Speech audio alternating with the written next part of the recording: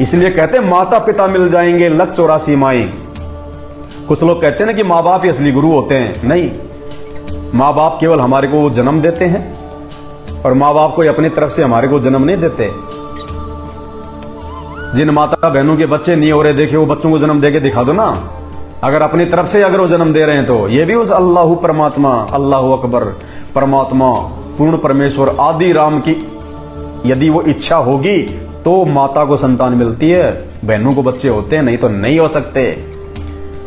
और सुन लो एक बात कान खोल के, जिस माता बहन को बच्चे नहीं हो रहे, सारे प्रयास कर लिए, राधे राधे भी जप लिया, हरे रामा हरे कृष्णा जप लिया, कावड़ ले आई, तीर्थ यात्राओं पे जाई, दान धर्म कर लिया, सारे यत्न कर लिए, डॉक्टरों के पास में भरम ली, भटक ली, दुनिया में ऐसी कोई जगह नहीं छोड़ी, कोई देव देवता नहीं छोड़ा, और फिर भी यदि उस माता बहन को यदि पुत्र प्राप्ति नहीं है,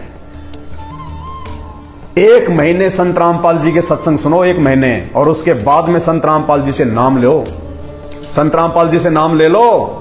अगर परमात्मा उस माता बहन की अगर उस गोद को अगर वो हरा भरा अगर ना कर दे तो। धरती पे भगवान आया हुआ है जिसने इंसानों को पैदा किया है। साहिब से सब होत है, बंदे से कुछ नहीं, वो राई से पर्वत कर दे, फिर पर्वत से राई। परमात्मा किसको कहते हैं?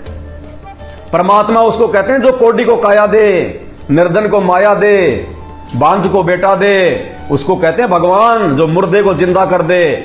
और ये सारे गुण आज वर्तमान में इस धरती पे पूरे विश्व में एकमात्र संत रामपाल जी के अंदर हैं। बाकी चाहे कोई मुसलमान धर्म के मुल्ला मौलवी ये काजी हो, चाहे हिंदू धर्म के पंडित ब्राह्मण ये धर्मगुरु हो, किसी के पास नहीं है। सब आपका समय बर्बाद कर रहे हैं, आपका जीवन बर्बाद कर रहे हैं, आपके दान धर्म पे अपनी दुकानें चला रहे हैं।